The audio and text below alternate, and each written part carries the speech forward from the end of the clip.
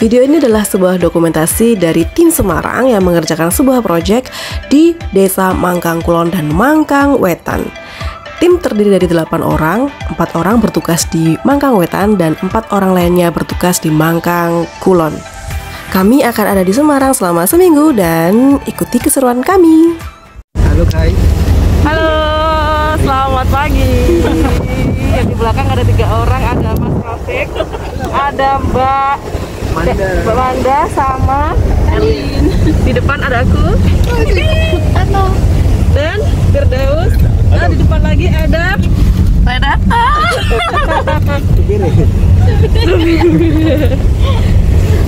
Sekarang kita mau ngapain, Mas? Mau ngambil motor ke stasiun. Kok stasiun? Mau ngambil motor ke stasiun. nyewa motor 3 motor di daerah stasiun Semarang ya. Nah, dari hotel kita Front In Semarang jaraknya sekitar 9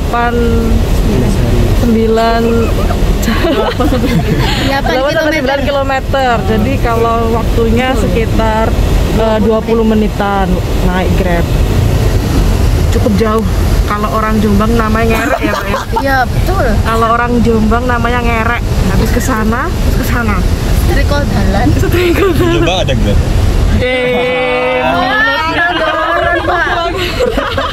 Seakan-akan Jombang itu desa ya. Pertanyaannya harusnya di Madura ada Grab? Gak ada. Ada. Jujur gak ada. Karena kan kita pecinta ekonomi lokal. Kan anak ekonomi begitu. Iya, betul. Oke, kita perjalanan dulu, nanti kita lanjut selanjutnya ya. Bye. Hari ini adalah hari kedua kami ada di Semarang dan langsung cari sewa motor untuk mobilitas kami selama sepekan ada di Semarang. Setelah mencari rekomendasi sewa motor di Semarang, kami mendapatkan rental motor Semarang Net10 ini yang reviewnya paling bagus. Ada banyak jenis motor yang bisa dipilih, bisa matic, bisa manual. Harga untuk setiap tipe motor itu berbeda-beda teman-teman. Seperti tipe motor yang kami sewa ini adalah Honda Beat Street. Satu motornya seminggu 400.000. Untuk info harga lebih lengkap bisa chat langsung di WA-nya. Jadi buat teman-teman gak usah bingung kalau mau keliling-keliling di kota Semarang karena sewa motor sudah tersedia. Tinggal menyesuaikan budget aja deh. Perjalanan dari penginapan kami Front One In di daerah Kecamatan Tugu ke tempat sewa motor ini memang cukup jauh teman-teman, sekitar 8-9 km dan waktu tempuhnya sekitar 20 menit. Kami memang sengaja memilih penginapan yang ada di tengah-tengah antara Desa Mangkang tempat kami tugas dengan di kota. Jadi kalau teman-teman sudah jenuh capek kerja, mereka bisa melipir ke kota untuk refreshing dan jalan-jalan atau nyobain makanan di kota Semarang. Nah, sekarang kami sudah dapat motornya. Kita sekarang sedang menuju ke Desa Mangkang tempat kami bertugas. Tuh, ada 3 motor di belakang. Sedangkan motor yang aku naiki ini milik pribadi ya. Oke, semangat semuanya. Sekarang kita sudah memasuki Desa Mangkang Wetan. Proyek yang kami kerjakan ini adalah untuk meneliti desa yang terdampak banjir rob. Dan yang paling terimbas banjir rob adalah Desa Mangkang Wetan dan Mangkang Kulon. Akhirnya kami satu tim Semarang berdelapan dipecah menjadi 4 orang di Mangkang Wetan dan 4 orang di Mangkang Kulon. Banjir rob sendiri adalah banjir yang disebabkan oleh pasangnya air laut dan berimbas pada pemukiman-pemukiman di sekitar bibir pantai. Tidak semua pemukiman terkena dampak banjir rob ini, hanya beberapa RW saja. Misalnya di Mangkang Wetan ini yang paling parah terkena dampak banjir rob adalah RW 7 dan RW 6. Nah, karena ini adalah hari pertama kami akan melakukan mapping area dulu. Jadi lihat-lihat sekeliling-keliling di sekitar Desa Mangkang Wetan ini. Selain itu, kami juga berkunjung ke beberapa rumah tokoh masyarakat seperti RW, RT, dan tokoh penting di Desa Mangkangwetan ini. Nah, sekarang kami berada di rumah RW 6. Tujuan dari kunjungan kami ini adalah untuk meminta izin kepada tokoh-tokoh masyarakat bahwa kami datang untuk melakukan penelitian di daerah mereka. Nah, kebetulan pas kami main, Bu RW sedang bikin kerupuk udang nih. Memang daerah ini terkenal sebagai sentra produksi kerupuk.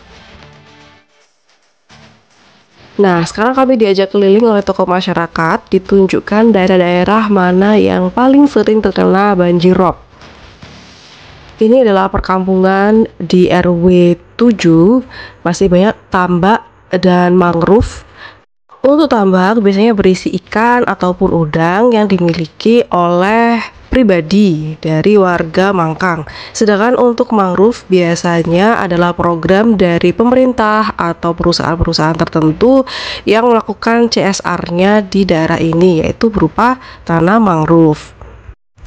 NUSP 2 ini adalah program air bersih untuk warga di sini. Jadi, air dari musola tersebut akan disalurkan ke rumah-rumah warga sekitar. Nah, ini adalah penampakan dari tanggul dan rumah-rumah di sekitar tanggul, di mana rumah-rumah di sini itu memilih untuk ditinggikan lantainya. Jadi meskipun mereka setiap tahun mengalami banjir rob, tetapi itu tidak membuat mereka beralasan pindah dari daerah tersebut. Kenapa? Karena mata pencaharian utama mereka adalah sebagai nelayan, sehingga mereka tidak mau jauh-jauh dari laut. Mitigasi yang paling banyak dilakukan oleh warga sekitar adalah dengan meninggikan lantai rumah mereka. Nah, sekarang kita berkeliling di daerah persawahan yang sekarang sudah tidak aktif karena telah banyak terkikis oleh air laut karena banjir rob. Nah, yang sedang melambaikan tangan adalah Mbak Retno, lagi diboncengin Mas Rofik, sedangkan aku dibonceng Hafid. Kita berempat akan bertugas di area ini selama seminggu ke depan. Oke, lanjut. Kita mengelilingi area ini, sangat luas sekali desanya. Tapi nanti kita akan hanya fokus di beberapa RW dan RT tertentu saja. Satu orang dari kami harus mewawancarai 25 orang. Jadi total ada 100 responden yang harus kami wawancarai atau kami interview.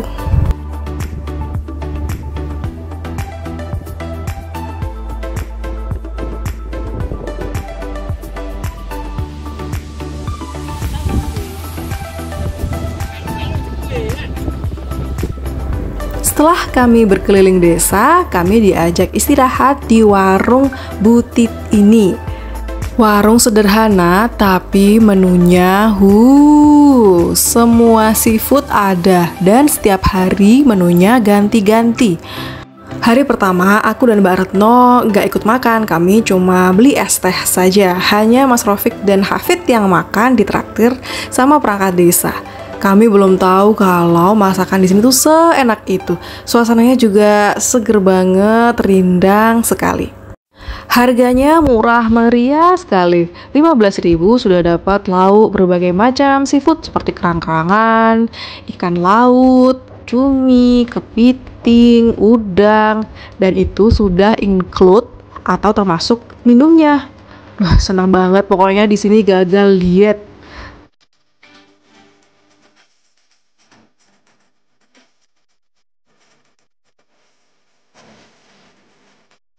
Nah, setelah istirahat, makan siang, kami lanjut sholat di Masjid Ijo. Kami nyebutnya kayak gitu ya. Kita selalu istirahat sholat di sini. Kita juga harus menyesuaikan dengan jam masyarakat atau warga di sini ya. Jam 12 siang sampai jam 3 sore mereka biasanya itu istirahat. Jadi kami tidak mungkin ganggu. Biasanya kami jam 12 sudah selesai di lapang dan kembali ke hotel dan lanjut lagi jam 3 sore sampai dengan sebelum maghrib.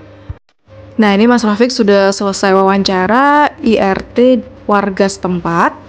Untuk hari kedua ini kami tidak banyak melakukan wawancara, hanya 3-4 responden karena hari ini adalah jadwalnya kunjungan ke tokoh-tokoh masyarakat setempat. Nah, ini di depan kita adalah tambak yang dimiliki oleh warga. Isinya setelah aku tanyakan, ada ikan, berbagai macam ikan. Terus juga ada mangrove, di mana mangrove tersebut dilestarikan oleh warga setempat. Mayoritas juga bekerja sama dengan universitas, perusahaan, dan lembaga lainnya. Di malam hari, kami lapar dan mencari makanan di luar sana. Dan karena hari kedua ini kami masih belum searching tempat makan apa yang recommended di daerah sini, maka kita ya udah deh makan lalapan aja gitu ya. Dan selama kita di Semarang, Mbak Retno bertugas sebagai seksi makanan. Si konsumsi. Pokoknya Mbak Retno yang bertugas ngebayarin kita dulu. Nah, untuk Hafid, karena dia tinggal di Pati ya, dekat dengan Semarang, dia memiliki referensi yang cukup bagus di tempat-tempat yang bagus di Semarang. Jadi dia yang bertugas memilihkan, oh kita mau kesini, oke gitu. Nah, kalau aku sama Mas Rafiq lebih ke jadwal sih ya, sama akomodasi gitu-gitulah pokoknya. Pokoknya tim kita solid banget. Aku yakin nanti kita akan jadi tim terbaik. Dan dapat bonus, itu yang penting. Saat malam hari biasanya kita kumpul-kumpul satu tim Semarang, tim Mangkang Wetan dan Mangkang Kulon untuk melakukan koordinasi. Ya, sambil cerita-cerita di lapang menemukan apa, ngalamin apa. Ada juga yang sudah mulai merapikan data-data yang sudah dikumpulkan gitu ya. Ya, meskipun di awal-awal banyak sekali drama yang terjadi, tapi aku harap 1 minggu ke depan tim Semarang bisa kompak selalu, tidak ada halangan apapun dan bisa mengerjakan tugasnya masing-masing dengan tepat. Oke, sekian dulu video hari pertama dan kedua tim Semarang. Kita akan lanjut lagi di video selanjutnya. Bye-bye, sampai ketemu lagi.